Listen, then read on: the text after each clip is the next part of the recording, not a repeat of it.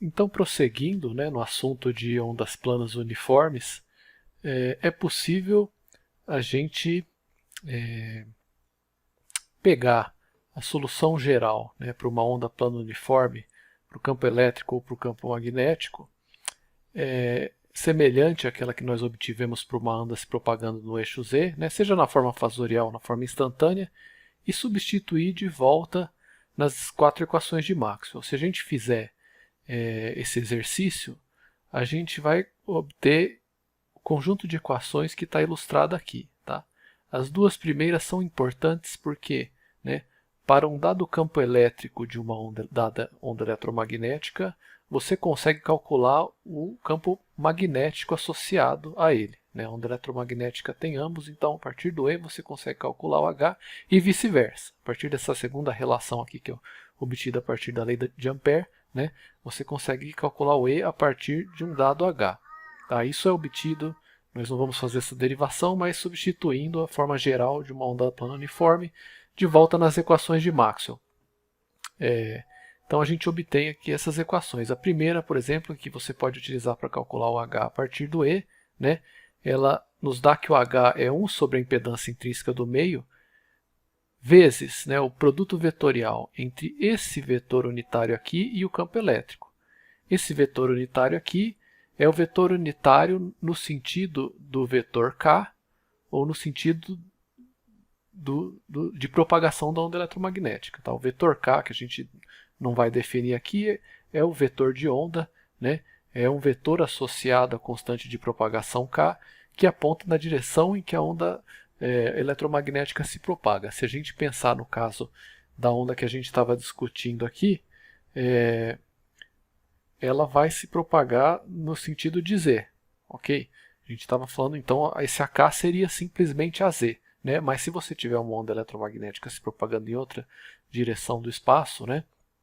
A X, a Y ou uma direção oblíqua qualquer, AK é o vetor unitário nessa direção. Ok? Direção de propagação da onda eletromagnética. Então, da mesma forma, o campo elétrico vai ser igual à impedância intrínseca multiplicada pelo produto vetorial entre AK e o campo magnético. Tá? E a partir da substituição, né, da forma geral aí, da solução geral, né, da equação de uma onda plana uniforme, na lei de Gauss elétrica e na lei de Gauss magnética, você obtém essas duas equações aqui. Né? Produto escalar entre AK, que é o vetor unitário na direção de propagação, e E dá zero. Isso significa que, né, o campo elétrico da onda plana, lembrando que o que se faz para obter isso aqui é substituir o campo elétrico de uma onda plana nas equações de Maxwell, mas o que você deduz disso aqui é que o campo elétrico é ortogonal à direção de propagação. Se AK é o vetor unitário na direção de propagação e o produto escalar entre o campo elétrico da onda plana com o vetor AK dá zero, né, esse produto escalar dá zero, significa que E é ortogonal a AK, então por isso que é uma onda transversal eletromagnética. Né? Nesse caso, isso explica a parte do transversal elétrica, mas essa segunda equação aqui, né, produto escalar entre AK e H dá zero, significa que AK é ortogonal a H, então H é ortogonal à direção de propagação, porque AK aponta na direção de propagação, então isso vem diretamente aqui das equações de Maxwell. Né? O fato de ondas planas, né, as ondas eletromagnéticas serem ondas transversais, né, está associado com isso daqui. Então, para o caso particular da onda plana que a gente tem estudado, ela é uma onda transversal eletromagnética e tem a ver com esse fato que a gente acabou de citar, né, onde a impedância intrínseca é igual a raiz de μ sobre epsilon para meio sem perdas, né, para você utilizar nessas equações aqui. Né. Isso é a impedância intrínseca do meio, que será complexa se o meio tiver perdas. No caso particular do vácuo, você tem μ0 e ε0, e essa impedância intrínseca deveria ser eta zero aqui, né? É 120 π, ou aproximadamente 377 ohms. Né?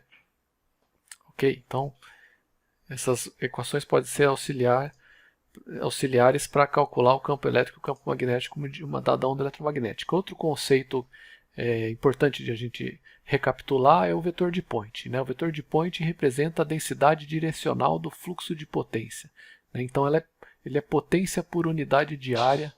Ele é um vetor, né, cuja magnitude é potência por unidade de área, ou densidade de fluxo de potência, e que aponta na direção que a onda eletromagnética se propaga, no caso de uma onda plana, ou aponta na direção do fluxo de potência, né, do fluxo de energia eletromagnética. Ok? Que vai ser a direção de propagação da onda eletromagnética. Ele é dado, né, na forma instantânea pelo produto vetorial do campo elétrico com o campo magnético.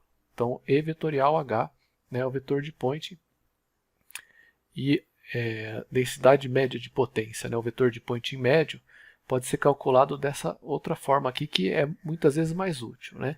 Ele é um meio da parte real do produto vetorial de E com H conjugado, né? Campo elétrico com campo magnético conjugado. Então essa é a densidade de potência média, o vetor de Point médio, né?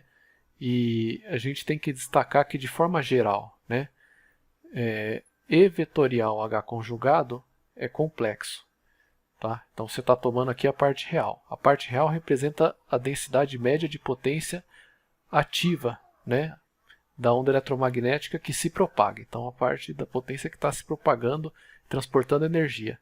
A parte imaginária que está sendo ignorada nessa expressão aqui, né, representa a energia reativa, capacitiva ou indutiva. Né? Quando a gente fala em energia reativa, a gente pensa em energia armazenada, né? E, portanto, não se propaga. Okay? Então, por isso que se toma a parte real nesse caso aqui. Dá para se mostrar, né, que se você tem acesso só ao campo E ou ao campo H, você pode escrever a expressão anterior para a densidade de potência ou vetor de Point médio da seguinte forma, né? Módulo de E sobre 2 vezes a parte real de 1 sobre o conjugado da impedância intrínseca multiplicado pelo vetor AK, que, como a gente já disse, é o vetor unitário na direção de propagação da onda plana. Então, para uma onda TM, você pode calcular o vetor de Point médio dessa forma aqui, né, utilizando só o campo E, ou de forma alternativa, né, o módulo do H sobre 2 vezes a parte real do conjugado da impedância intrínseca vezes AK. Né, aqui o conjugado do eta aparece no denominador, aqui ele aparece no numerador. Então, formas alternativas aqui de calcular o vetor de Point médio.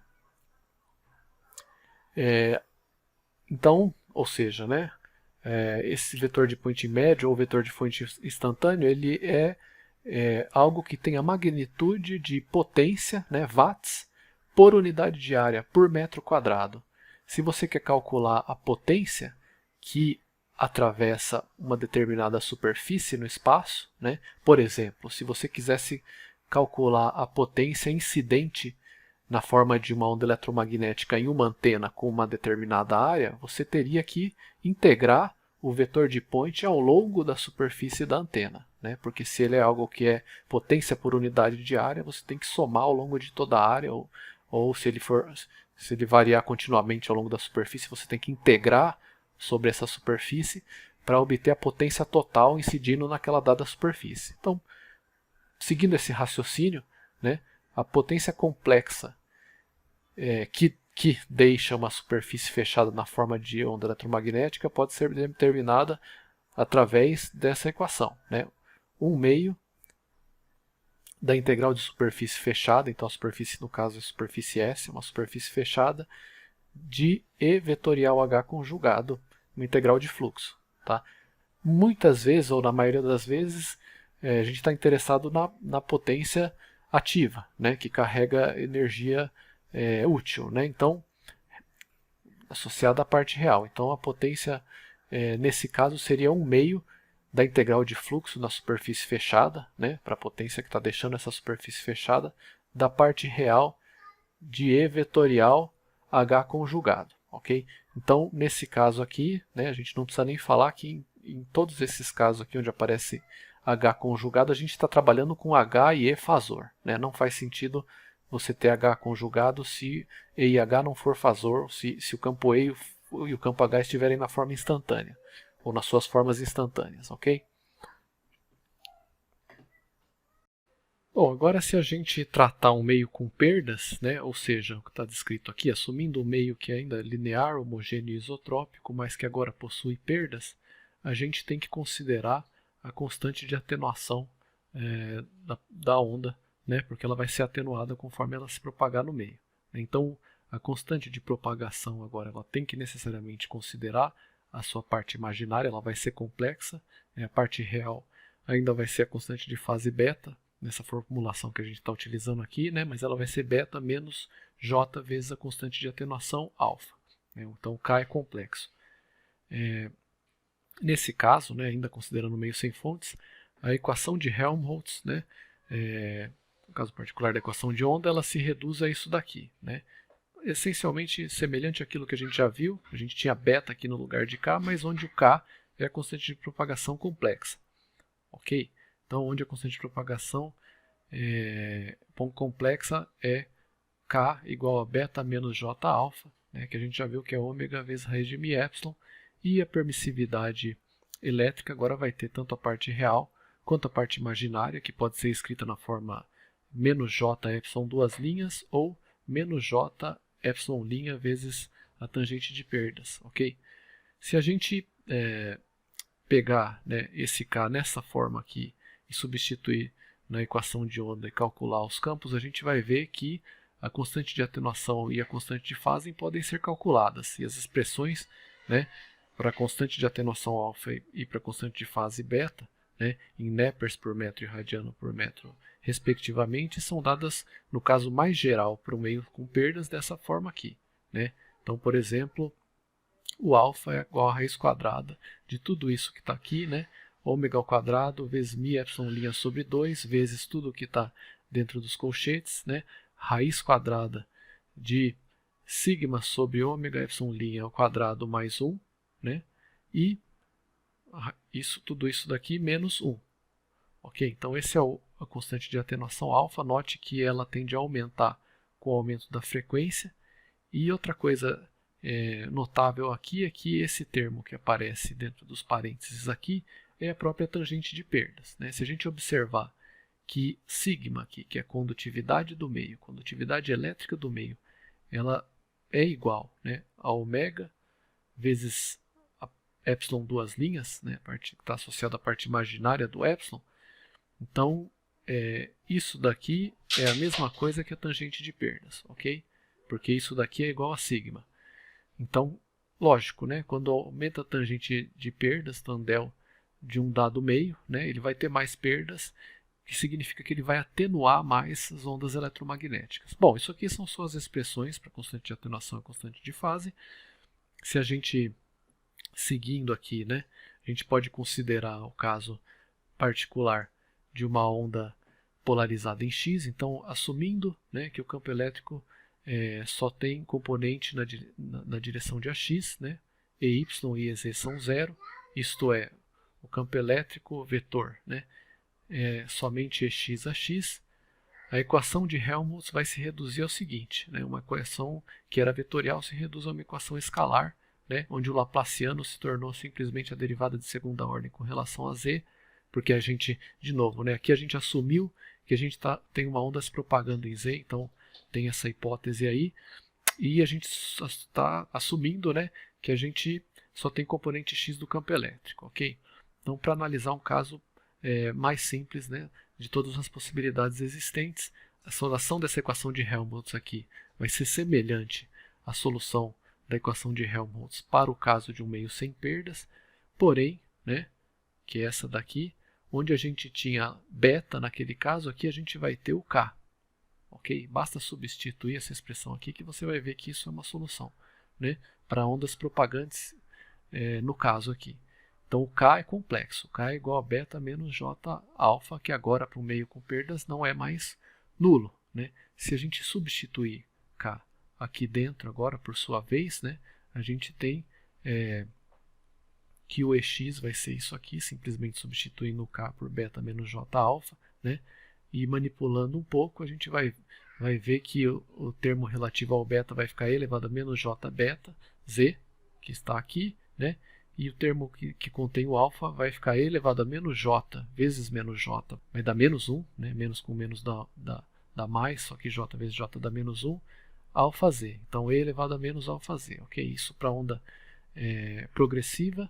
Então a e elevado a menos alfa z vezes e elevado a menos j beta z, e seguindo o mesmo tipo de raciocínio aqui, a gente tem para a onda regressiva, né, amplitude b vezes e elevado a mais alfa z e elevado a mais j beta z. Tá? Se a gente, isso aqui é um fasor campo elétrico que contém tanto onda progressiva quanto onda regressiva, é uma solução geral. Né? Você pode ter, o que você está descrevendo é só uma onda progressiva, você teria só esse termo. Se é uma onda regressiva, você teria só esse termo. Isso aqui, na verdade, é a solução geral que contempla todas as possibilidades. Se você pegar isso aqui agora e obter a forma instantânea, né, como é que a gente faz isso? A gente multiplica por e elevado a j ômega t, o fasor, que é todo esse cara aqui, e toma a parte real. Né? Você pode fazer esse exercício aqui, isso aqui é real, vai sair para o lado de fora e vai resultar nisso aqui. Então, amplitude vezes e elevado a menos alfa z, que é real, né, fica do lado de fora, e né, multiplicando por e elevado a j ômega t, só esse termo aqui, tomando a parte real, vai nos dar cosseno de ômega t menos beta z. Esse termo a gente tinha anteriormente junto com a amplitude. Né? O que é novo aqui é o termo que contém a constante de atenuação. Para componente regressiva, a gente tem b elevado a alfa z multiplicado por cosseno de ômega t mais beta z. Então aqui a gente vê que é uma onda regressiva, aqui a gente vê que é uma onda progressiva. Note a diferença de sinal, né? Na onda que está se propagando para frente em z, o sinal aqui é de menos, então você tem uma exponencial decrescente em z positivo. Na onda que está voltando no sentido de z negativo, o sinal aqui é positivo, então a exponencial decai no sentido negativo de z, mas você tem isso. Isso vai ficar mais claro se a gente olhar a ilustração, né, desse campo elétrico de uma onda plano uniforme, né, se propagando em cada um dos sentidos, né, no sentido positivo e negativo do eixo z, agora no meio com perdas ou com atenuação. Então, vamos olhar primeiro para a onda que está se propagando para frente em z. Né? A onda verde aqui, o campo elétrico ainda é uma senoide, só que agora ela tem um envoltório, um envelope, que é justamente essa exponencial real aqui. Né? Esse envelope permanece estático no espaço, conforme a onda ou a senoide se propaga. Então imagine essa senoide se propagando no sentido positivo de z, mas esse envelope permanecendo estático, né, que é essa parte da função, que ele representa, né, ele é, na verdade, matematicamente a atenuação da onda. Né? Conforme a onda vai se propagando no sentido positivo de z e essa senoide vai se movendo para frente, a amplitude dela vai sendo atenuada. Né? Então, literalmente, você tem uma atenuação da amplitude da onda, ou seja, né, você pode entrar um pouquinho mais na física e pensar que a amplitude dos campos, né, elétrico e magnético vai ser atenuada porque a onda está perdendo energia para o meio. Possivelmente essa energia vai se transformar em calor, né, dentro do material. Então por isso que a amplitude do campo elétrico ela é atenuada. A mesma coisa acontece para o campo magnético. Então isso falando da onda que está se propagando no sentido positivo de z. No sentido negativo de z, né, a expressão é essa daqui. Então você tem uma senoide, essa senoide cossenoide, né, estaria se propagando para trás aqui, como a gente já viu, né, mas o envelope aqui é esse daqui. Então você tem o sinal de mais aqui, né, o e elevado a alfa z, que se você olhar para o sentido positivo de z, né, é uma exponencial crescente. Mas se você considerar o fato de que a onda está se propagando para lá, né, você vê que a amplitude da onda ainda, né, está sendo atenuada, né, está decrescendo de forma exponencial conforme a onda se propaga no sentido negativo de z, né, coerente com o que a gente tem falado. Okay? Então,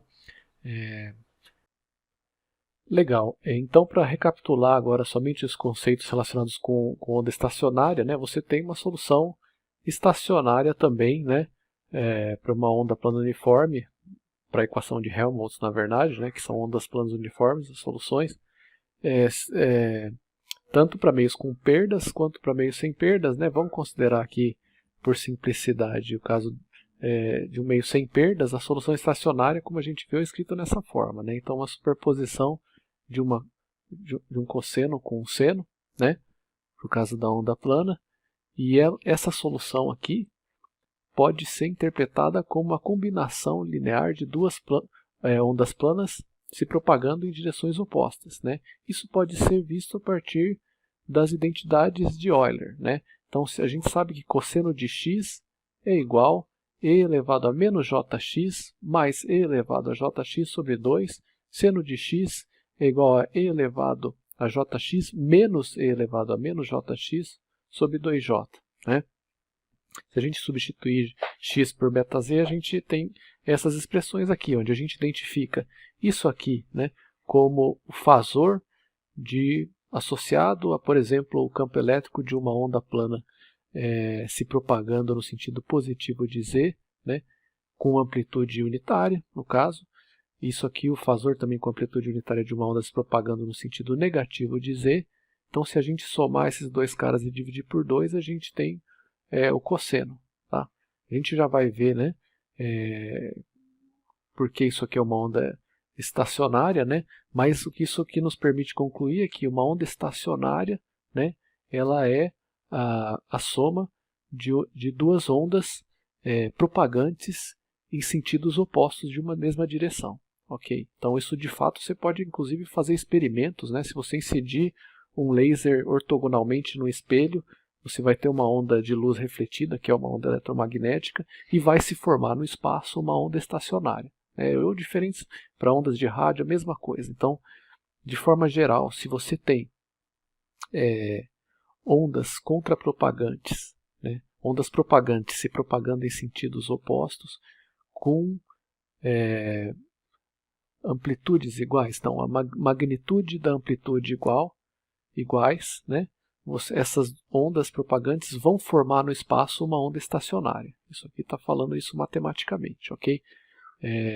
Então aqui é a mesma coisa, só que com deslocamento de fase de 90 graus. Então, se os termos da onda plana têm a mesma magnitude da amplitude, né?